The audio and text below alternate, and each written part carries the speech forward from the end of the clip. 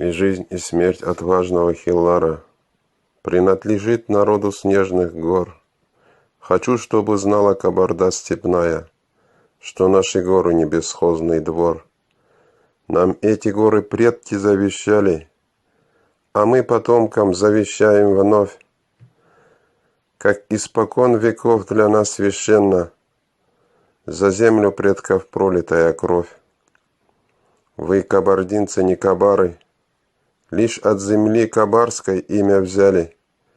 Чужая вам земля досталась, и за нее вы кровь не проливали. Вам лучше знать, откуда вы попали.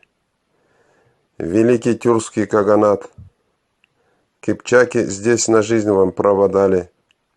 А кто же дал вам право воровать? И на земле между двумя морями гневнов распался тюркский каганат. История другой страны не знала, пока Россия не утвердила власть. Потомки зихов, вы страшно оболгались. Моря и реки не смоют ваш позор. Вы в покровителях всегда нуждались. Ну а страна адыгов — полный вздор. Айдыки — это древние кипчаки, и от хазаров древние черкасы. Чужую вы историю украли, и рыцарями сказочными стали. Когда же вы поймете наконец, что зихам далеко до рыцарства и чести, и от Черкаса родившийся черкес в истории не сделает вам чести. В садах черкесских адык Ходько поет, слава Андерсена ему покоя не дает. А что он не поет в садах Лаоса и Камбоджи про сказочный, забытый вами край?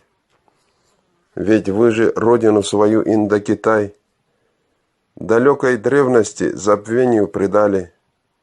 Забыли вы, за что и почему вас из родной земли изгнали.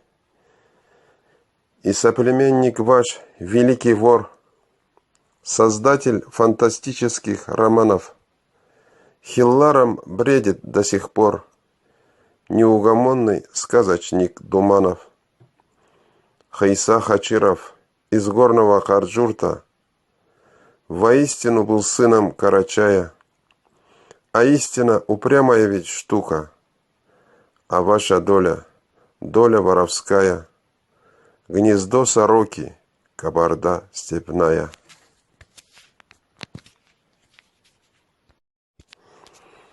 И жизнь, и смерть отважного Хиллара принадлежит народу снежного.